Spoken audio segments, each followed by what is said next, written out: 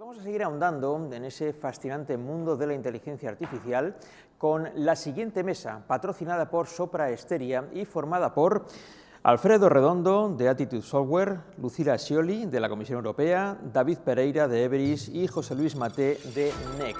Modera esta mesa redonda Ricardo de Querol, subdirector del diario El País. Adelante, Ricardo.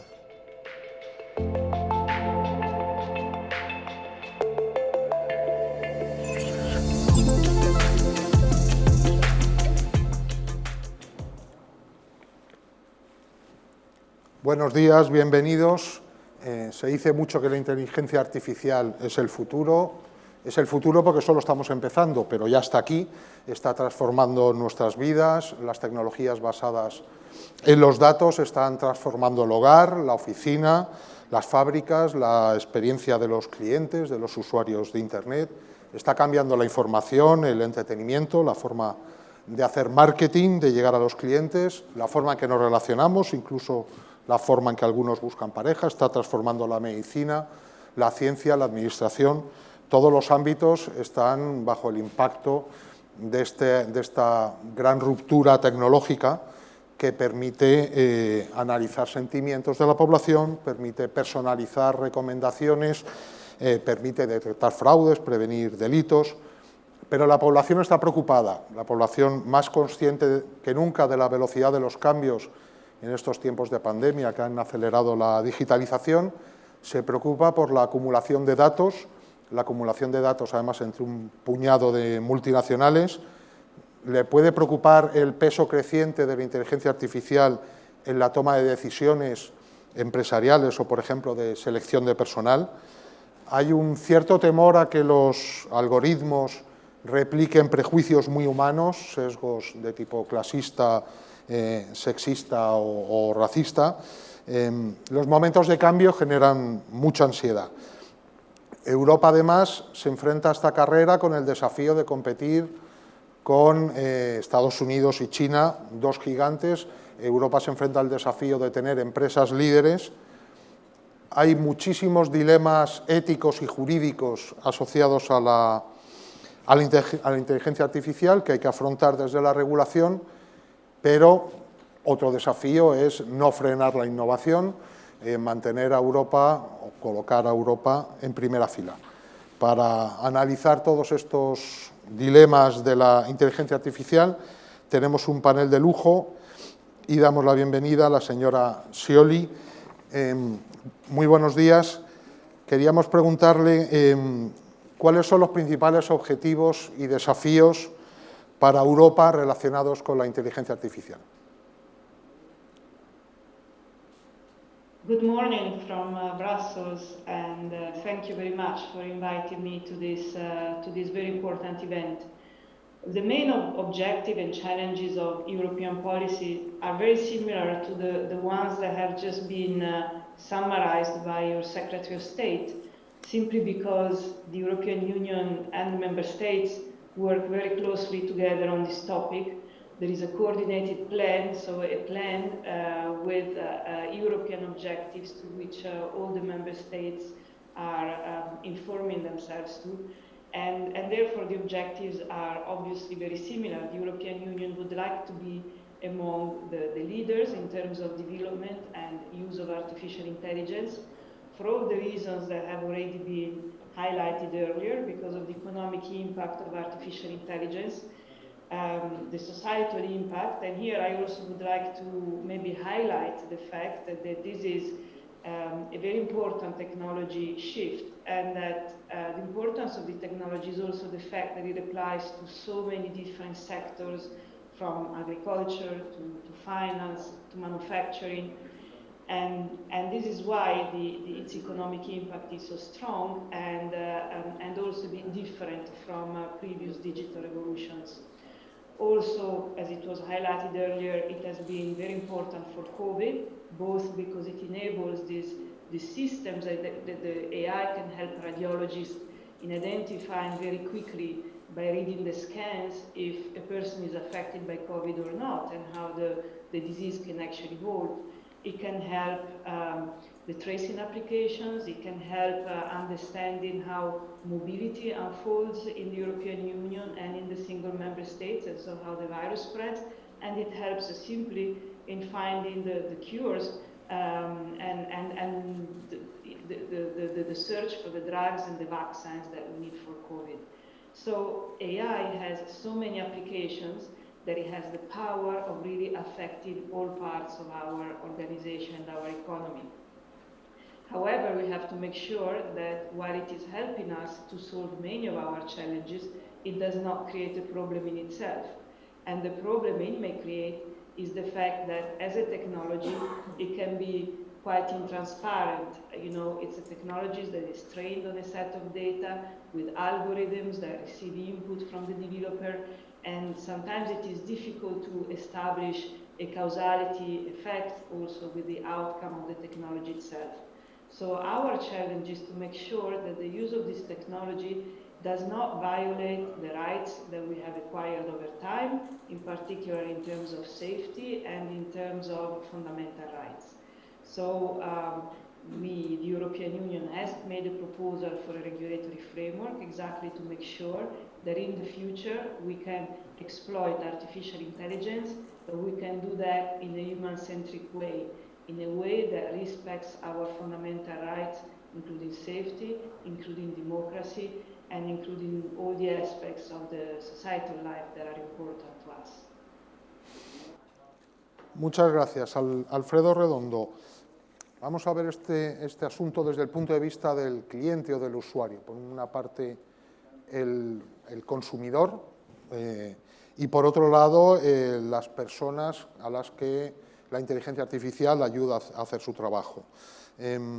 Las máquinas están aquí para ayudarnos, para reemplazarnos.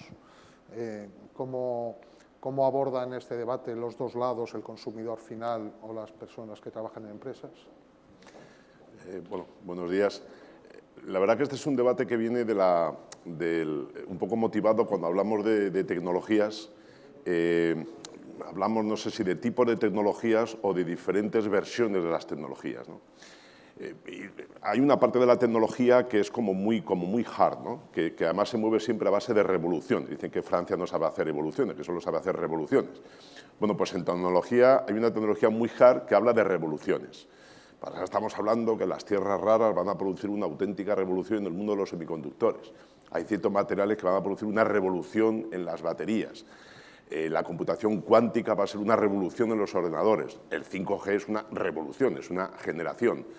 Y así podríamos continuar, o lo que es ahora la computación, lo que se llama serverless, que va a ser una revolución en la manera como, digamos, programamos, ¿no? Y estamos muy habituados a esas grandes palabras, ¿no? y llenan muchas páginas y es como tiene como mucho glamour, ¿no? Hay una vertiente que es un poquitín cómo utilizamos esa tecnología, que ya empieza a ser un poquitín más soft, y ahí ya estamos acostumbrados a términos como la ubicuidad, parece que queremos utilizar la tecnología en cualquier lugar, atemporalidad, queremos utilizar la tecnología en cualquier momento, un poquitín globalidad, parece que la tecnología ha roto fronteras y no tenemos la sensación de que hay una tecnología diferente aquí en otro país. Pero el tercer frente es un poquitín para qué utilizamos la tecnología. Y en ese para qué utilizamos la tecnología es donde aparece un poco más el utilizador, la persona. Ahí es donde aparece. Y yo precisamente creo que la inteligencia artificial hace un poco de puente. Es decir, cuando hablamos de la inteligencia artificial como tecnología, bueno, yo llevo 30 y pico años en este mundo y yo creo que llevo oyendo hablar de la tecnología, de la inteligencia artificial como tecnología. Creo que lo que ha ido variando mucho ha sido la utilización que hacemos. ¿Y cuál ha sido algo que ha sido invariable a toda esta evolución? Invariable a todas las generaciones que hemos visto de computación, de movilidad, etcétera. Es el conocimiento. Única y exclusivamente el conocimiento. Bueno, creo que muchísima de la gente que nos está escuchando hoy ha leído el libro de Sapien, de Animales a Dioses. Creo que estamos como en ese camino, ¿no? O sea, al final el conocimiento es que queremos, digamos, llegar a esa parte de dioses, ¿no? Y entonces, claro, empezamos a ver por diferentes utilizaciones de ese conocimiento. Nosotros, como Altitude Software, que somos una compañía que desarrollamos aplicaciones para relaciones con clientes, efectivamente vemos muy bien ese lado, ¿no? Vemos el cliente final de alguna manera o todos los profesionales que se mueven, digamos, alrededor, ¿no? Y nosotros vemos como tres grandes aplicaciones del conocimiento asociado, digamos, al mundo de la inteligencia artificial. El primero, que sigue un poco la evolución de Internet, era el que unos pocos se dirigían a unos muchos. Esto uno enseguida lo asocia al telemarketing. Unos pocos quieren dar a conocer, digamos, sus productos, se dirigen a muchos y, por cierto, lo que quieren es tener mucha información de esos muchos, porque es como les permite, digamos, modular el mensaje. Pero esto ya lo hacían los griegos cuando querían dar a conocer sus historias, o los trovadores, o sea que esto al final tampoco nos tenemos que asustar.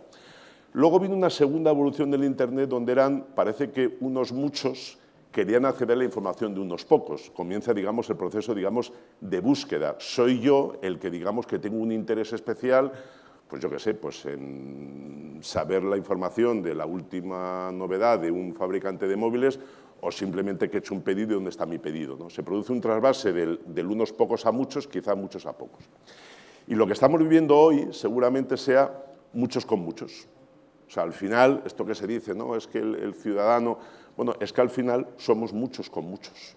O sea, al final lo que estamos viendo que el Internet nos está permitiendo es que ya no solamente hablemos de instituciones, hablemos de personas, hablamos de muchas fuentes de información con muchas fuentes que quieren, digamos, obtener esa información. Y entonces sí, al final uno la asocia con tecnología, ¿por qué? Porque dice, bueno, es que yo quiero acceder a muchos datos. Vale, y entonces ya empezamos que quiero acceder a muchos datos, que quiero procesar de una manera en tiempo real, digamos, esos datos, que quiero acceder a datos de una manera global independientemente de dónde estén. Y por último, otro frente que podríamos comentar es el hecho de que se produce una especie como de unión. Yo recuerdo hace unos años el concepto que se llamaba de triple play, que entonces era el concepto de la telefonía, los datos y la televisión. Yo creo, y luego hablaremos un poquitín, yo creo que esta pandemia ha puesto muy en relevancia, yo diría, otro triple play, que es el ciudadano, la persona y el profesional. Si a estos mundos que he dicho, del muchos a de unos pocos a unos muchos a otros pocos y todos con todos, creo que la siguiente vertiente fundamental que la inteligencia artificial está poniendo, si queremos, más en evidencia, es que en la persona se juntan como tres grandes mundos, ¿no? El mundo de lo que es yo soy como individuo, mi parte social, mi parte emocional, mi parte propiamente, digamos, profesional, y esa parte de ciudadano, que lo hemos visto, bueno, pues ahora mismo hablaban de esta aplicación de COVID, que en el fondo no es más que apelar a la ciudadanía, de decir, hombre, si usted comparte, digamos, ciertos datos, digamos que esto va a revertir en el bien de la sociedad. Esto es lo que nosotros decimos desde nuestra modesta atalaya, que hablamos de las grandes tecnologías, de cómo las utilizamos, pero quizás más relevante, y ahí es donde acabo el término de inteligencia artificial, es al final ¿para qué lo estamos utilizando? Pues yo creo que el mejor resumen es conocimiento, conocimiento y conocimiento. Muchas gracias. David Pereira, vosotros habéis trabajado mucho en el asunto de la ética de la inteligencia artificial, de un diseño ético de estos mecanismos, no solo por la privacidad, que es una preocupación muy extendida, también por el riesgo de que la inteligencia artificial incorpore sesgos discriminatorios bastante humanos, imagino que no solo los de sus diseñadores, como los del entorno social en el que son creados, ¿no? ¿Cómo pueden las empresas avanzar en esta inteligencia ética? Hay también un debate entre hasta qué punto la recomendación de los algoritmos se convierte en una manipulación, nos encierra en determinada burbuja, nos cierra caminos en vez de abrirlos. Bueno, buenos días. Como comentas, si hablamos de diseño y hablamos del impacto social que puede tener la inteligencia artificial, estamos hablando de un conjunto de retos que van mucho más allá de la privacidad, que ya es un reto muy importante en sí mismo, ¿no? De hecho, aquí podemos hablar, pues, de temas como pueden ser la propia precisión del algoritmo, la supervisión humana que debe existir o no debe existir, el impacto que pueda tener un algoritmo en la vida de nuestros niños o niñas, en la inclusión laboral, en la diversidad, y podríamos seguir así con un largo etcétera, ¿no? Desde el punto de vista empresarial, además, estamos en un momento en el que como empresas no podemos pensar que ya nos ocuparemos de la ética pues cuando tengamos algoritmos tomando decisiones por nosotros, ¿no? De hecho, hay casos ya recientes de grandes empresas, además muy maduras tecnológicamente, que se han tenido que enfrentar a problemas muy serios a nivel reputacional, precisamente por no haber tenido suficientemente en cuenta estos aspectos éticos. Podríamos hablar de Apple con el lanzamiento de su tarjeta Apple Card y la automatización del proceso de concesión de créditos, podríamos hablar de Amazon automatizando su proceso de selección, y en ambos casos ambas compañías sufrieron precisamente de uno de los problemas que tú mencionabas, ¿no? Que es el de los sesgos. Ambos algoritmos demostraron estar sesgados con las mujeres y bueno, pues es un tema que como empresas nos debería preocupar, ¿no? El que nuestros algoritmos no sean solo eficientes desde un punto de vista empresarial, sino que además tengan pues, un impacto positivo en la sociedad. Yo creo que todos estos retos están haciendo que vivamos un momento en el que la ética alrededor de la inteligencia artificial esté cobrando muchísimo protagonismo. Lo han comentado tanto Lucila como la propia Secretaría de Estado cuando hacían sus intervenciones. Y nosotros, pues desde Everis, estamos intentando también poner nuestro granito de arena. Por ejemplo, estamos colaborando con la Fundación Seres y con algunas empresas del IBEX 35 en un laboratorio de inteligencia artificial responsable e inclusiva. Estamos colaborando con editoriales como Springer en lanzar el primer journal a nivel internacional específicamente dedicado a la ética de la inteligencia artificial, porque además creemos que estamos en un momento en el que la madurez de la propia inteligencia artificial hace que sea un tema crítico. Por un lado, porque desde un punto de vista empresarial estamos en un momento en el que la inteligencia artificial empieza a ser muy atractiva. Podemos empezar a automatizar decisiones, podemos empezar a automatizar tareas con un coste relativamente bajo, lo cual lo hace muy atractivo, pero por otro lado estamos en un momento en el que todavía tenemos una gran inmadurez a la hora de definir de forma objetiva precisamente lo que buscamos que cumpla el algoritmo, ¿no? Desde un punto de vista pues, de impacto social. De hecho, hay muchos académicos que están poniendo encima de la mesa que ese es uno de los principales problemas que vivimos a día de hoy con la inteligencia artificial, y es que estamos tratando de manera separada el desarrollo de los algoritmos de la componente ética. Hay profesores como Stuart Russell, que es una de las grandes eminencias del mundo de la inteligencia artificial, que de hecho incluso aboga por hacer una refundación completa del campo de la inteligencia artificial, llevándola hacia lo que él llama una inteligencia artificial comprobablemente beneficiosa. Es decir, tenemos que pasar de que el algoritmo cumpla un objetivo que alguien ha marcado, pero que pensamos que es un objetivo perfectamente definido, a pensar que ese objetivo, precisamente porque es definido por un humano, pues puede tener imperfecciones o puede tener un impacto social negativo. Obviamente este tipo de enfoque académico pues, todavía no está a disposición de las empresas, pero no por ello podemos dejar de movernos y de poner encima de la mesa pues, ciertas soluciones. Yo destacaría tres. La primera, creo que como empresas tenemos que ser muy críticos a la hora de fijar los objetivos de los algoritmos que ponemos en marcha, de las tareas que automatizamos y sobre todo tener en cuenta los retos de carácter social a los que nos podemos enfrentar. Yo creo que lo segundo que deberíamos hacer es no contentarnos con eso, sino poner encima de la mesa mecanismos técnicos que nos permitan tener una trazabilidad de las decisiones que toma el algoritmo, incluso tener transparencia de cómo el algoritmo ha tomado esas decisiones. Y la tercera, y para mí la más importante, esto tiene que venir sustentado por un liderazgo ético desde la dirección de la compañía que haga que existan mecanismos de supervisión y de reporting para que en caso de que se produzca cualquier situación problemática con un algoritmo se tomen las medidas oportunas. Muchas gracias, José Luis Maté. Vienen avances muy rápidos, por ejemplo, el de la conducción autónoma ha sido uno de los fenómenos que pensamos que está a punto de explotar, que también tiene mil dilemas, porque el coche autónomo toma sus decisiones, vamos a ponerlo entre comillas, en situaciones imprevistas. ¿Cuáles son los obstáculos prácticos, reales, organizativos, para que este tipo de innovaciones se extiendan de forma general? Bueno, primero de todo, buenos días, gracias por invitarme a este foro. Realmente es cierto, estamos viendo un boom casi exponencial en el tema de la inteligencia artificial. Entre otros temas estamos aquí hablando ahora mismo de ello, ¿no? que era impensable hace un tiempo. Pero claro, no obstante, sigue habiendo muchos factores que de alguna manera limitan el lanzamiento cross, el lanzamiento completo de este tipo de tecnologías. tanto técnicas como organizativas en muchas ocasiones. Si hablamos de los factores técnicos, bueno, pues el principal probablemente sea el dato. Estamos hablando mucho del dato, pensamos que vivimos la sociedad del dato, sin embargo, para la inteligencia artificial necesitamos muchísimos datos. Hablamos de un aprendizaje automático, del famoso Machine Learning, que está basado en que suministramos al algoritmo cantidades ingentes de datos, pero que no me vale cualquier dato, tiene que ser un dato además de calidad, porque esa calidad es la que luego va a hacer que el algoritmo funcione bien, que funcione sin sesgos. Y lo más importante es que además este conocimiento, estos datos tienen que ser totalmente holísticos, tienen que ser exhaustivos. ¿Por qué? Porque al final, si yo intento que el sistema automáticamente encuentre cuáles son las relaciones ocultas o no triviales que hay entre diferentes informaciones, datos, variables, lo primero que necesito es suministrarle la mayor cantidad de información posible, ¿no? De forma que tengamos esta visión completa, pues igual que aprende un ser humano, ¿no? Con un contexto, con un contorno muy complejo, ¿no?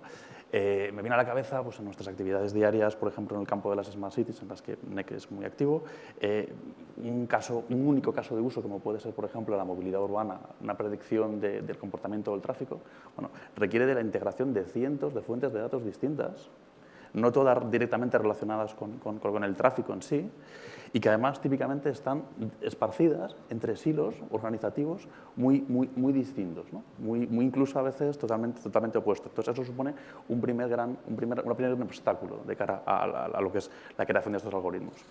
El segundo es que una vez que haya conseguido estos datos, que ya digo, no es fácil y todavía nos faltan muchos más, necesitamos un gran esfuerzo humano en muchas ocasiones para ser capaces de catalogar, de etiquetar esos datos. Al sistema, al algoritmo, le tenemos que decir cuál es el resultado que esperamos ante un determinado estímulo de entrada. Y eso, a día de hoy, en muchas ocasiones se hace a nivel humano. Si para el tema de la capacidad, la captación de datos, tenemos muchas herramientas, y bueno, ahí el Big Data ha sido una herramienta fundamental, el IoT nos está proporcionando grandes cantidades de información, el Open Data, la capacidad de compartir entre diferentes organismos bases de datos, información que antes era impensable, para esta catalogación automática contamos con menos herramientas, ¿no? Todos soñamos con un sistema, empezamos a verlos, están ya comenzando, en el que en base a comportamientos anteriores el sistema es capaz de autocatalogarse. Pues vemos, por ejemplo, pues los recomendadores de Internet, sistemas de gestión de correo electrónico, ¿no?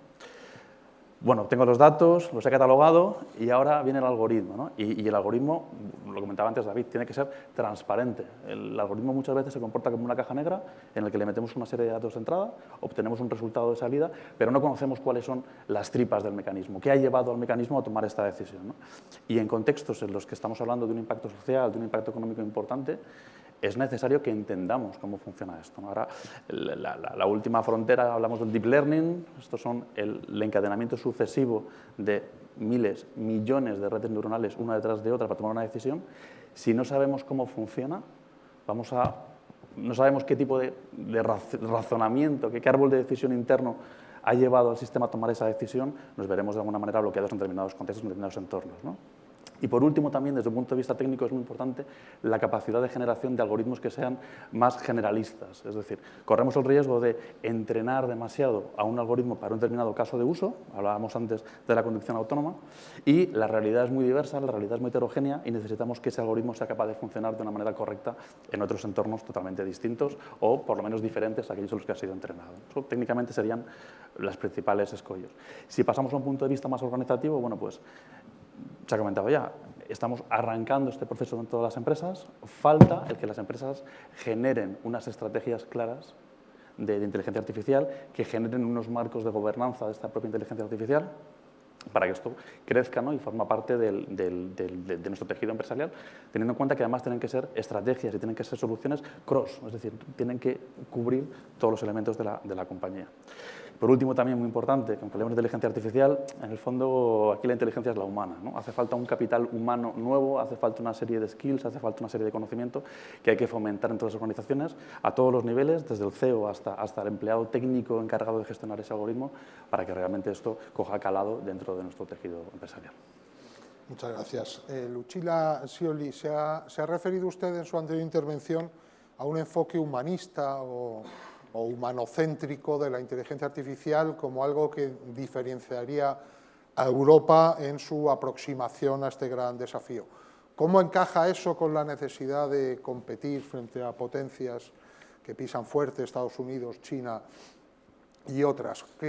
¿Qué va a tener de distinto ese enfoque europeo de la inteligencia artificial desde un punto de vista humanista?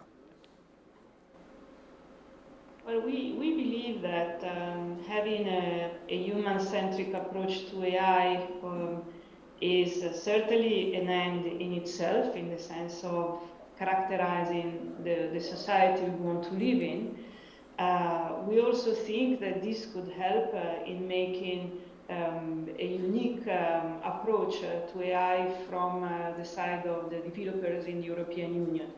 In fact, it is not so much a competition between the United States, China, and the European Union about who is the best developer. I mean, they have very large internet companies that are very advanced in the development of AI. They have maybe also environments where data are, seem to become more available. But we have in the European Union our strengths ourselves. We're very strong in some of our traditional industrial sectors like manufacturing or even the financial sector, in agriculture. And so in all these sectors we can, for example, develop AI for the use of the industrial sectors and be leaders in this area. But certainly what we want, as I said, is that we want a human-centric approach. How do we do that? We are going to propose a regulatory framework, probably at the beginning of next year, where we are going to be focusing very much on making sure that the high-risk applications of AI are somehow kept under control, in the sense that we want to have a risk-based approach to AI. We are not interested in regulating all the artificial intelligence, because there is a lot of artificial intelligence that actually raises no concerns from the point of view of fundamental rights or safety. But when we have applications that bring high risk in terms of fundamental rights and safety, then we would like to introduce some requirements that can touch the transparency of those applications. For example, we would like to be able to see how a description of the data set, how the algorithm was fed. We would like maybe to have the possibility to test ex ante the accuracy and the robustness of these applications.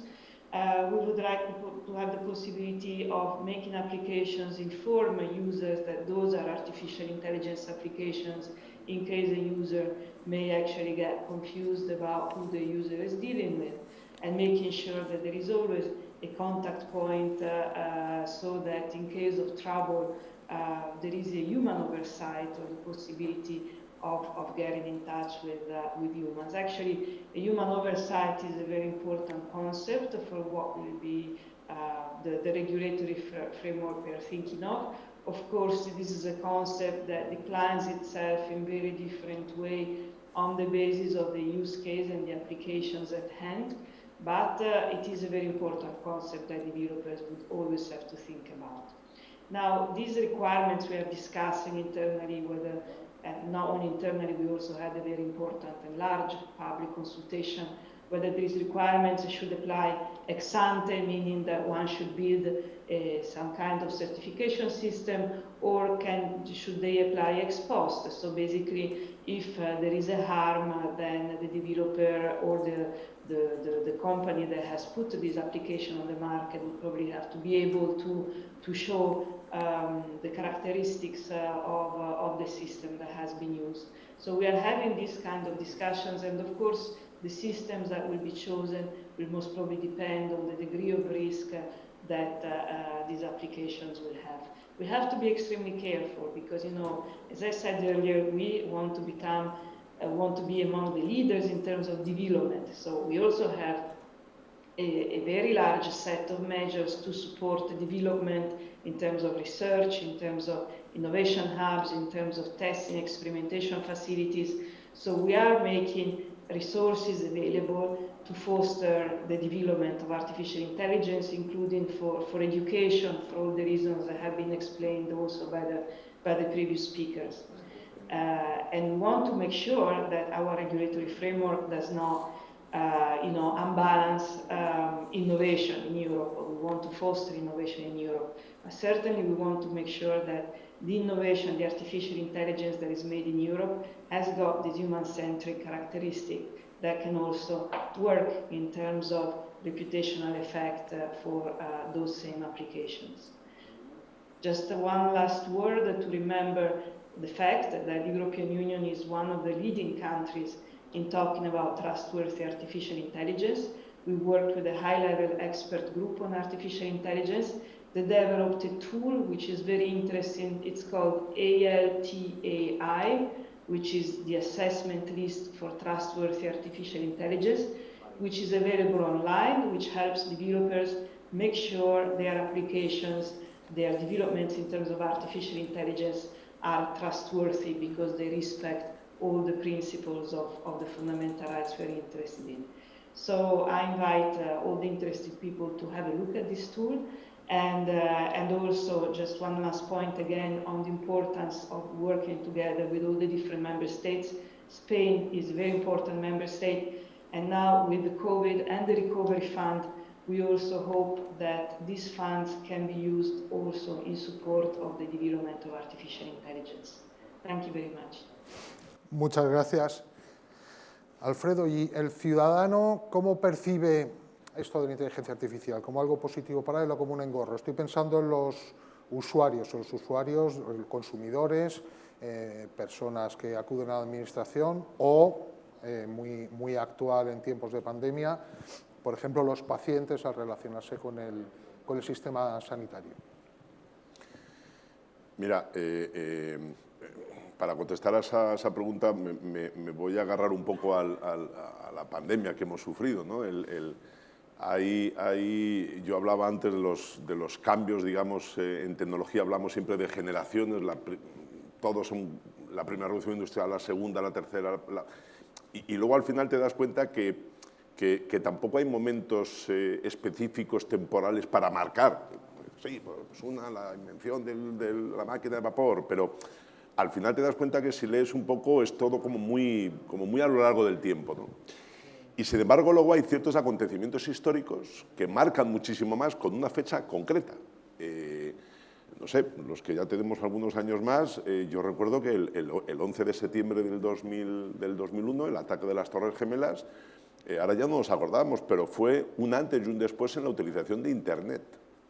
Porque el 11 de septiembre nos damos cuenta que las comunicaciones telefónicas sufren muchísimo y, sin embargo, el Internet aguanta.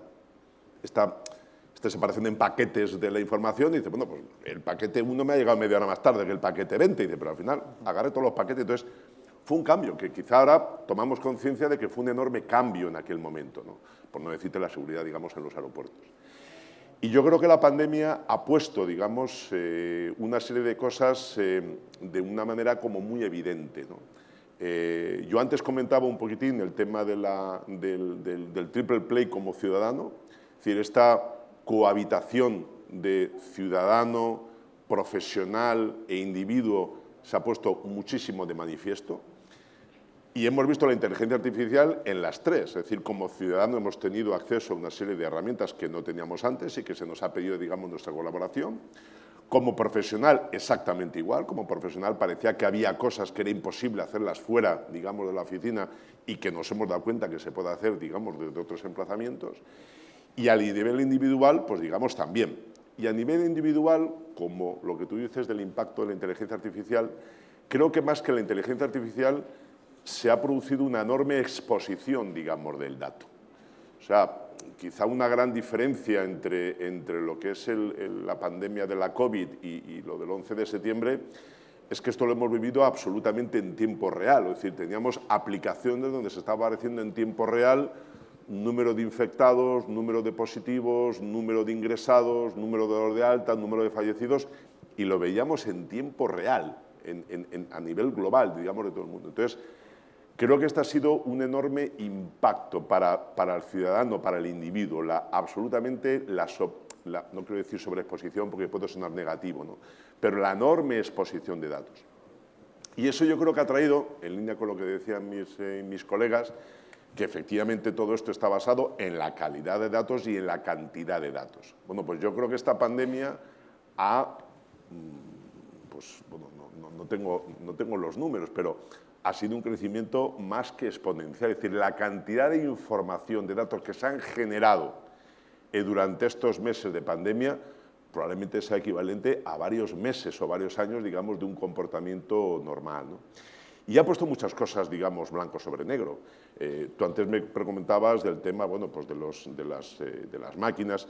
Bueno, en el fondo, lo que llamamos el teletrabajo ha exaltado por encima de todo la contribución humana. O sea, cuando uno se da cuenta que puede hacer su trabajo en un emplazamiento o en su casa, en el fondo, ¿esto qué significa? Que lo que estamos poniendo en evidencia es, lo que decía antes, el conocimiento. No hay mayor muestra del valor añadido de un individuo que pueda hacer su trabajo, digamos, más allá de lo que sería antes las antiguas, digamos, paredes del trabajo, ¿no? Esto que comentamos siempre, no, es que la máquina, esto que nos da miedo, digamos, por el tema de la inteligencia artificial. Bueno, yo creo que esto ha demostrado perfectamente que estos, digamos, dispositivos un poco más inteligentes, en el fondo no hacen que estar más a nuestra propia disposición.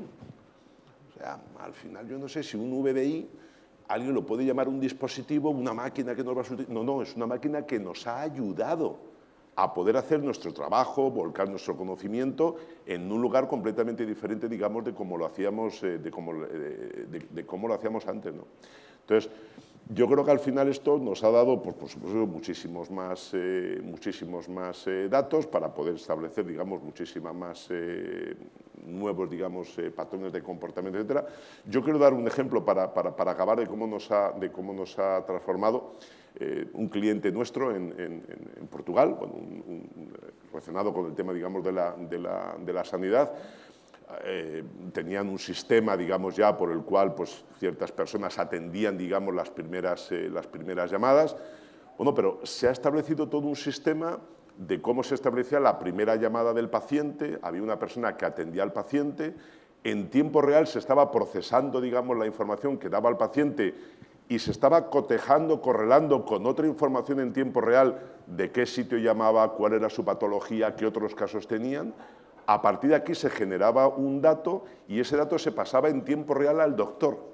Y el doctor en tiempo real decía, oye, pásame con el paciente, hablo yo con él, no hace falta, ¿no? O sea, este es un magnífico ejemplo de cómo la llamada inteligencia artificial, que como ya he dicho al principio, no lo considero una tecnología, sino lo considero una utilización de diferentes tecnologías, cómo ha cambiado realmente la manera de hacer. Y es lo que yo decía antes, creo que al final hay ciertos eventos, como fue el 11 de septiembre o que en estas evoluciones que tenemos o revoluciones de la tecnología, que muchas veces son atemporales, estos son una especie como de aceleradores. Y probablemente esta COVID, que ha dejado, pues, no hace falta decir la cantidad de daños, creo que también nos tenemos que quedar con que ha sido probablemente un revulsivo para poner mucho más en valor ya no solamente los datos, sino el conocimiento, la inteligencia que podemos poner sobre esos datos. Yo esa es la lectura positiva que al final hago. Muchas gracias, David. ¿Y cómo se protegen los derechos de los ciudadanos en este entorno? ¿Qué tienen que hacer las empresas y qué pueden hacer los ciudadanos frente a algoritmos que no llegamos a entender cómo funcionan? Bueno, yo siempre que hablamos de recomendación versus manipulación o cómo estos algoritmos pueden impactarnos, siempre me gusta pues, reflejarlo con casos reales y de hecho tenemos varios recientes. El primero es de este verano.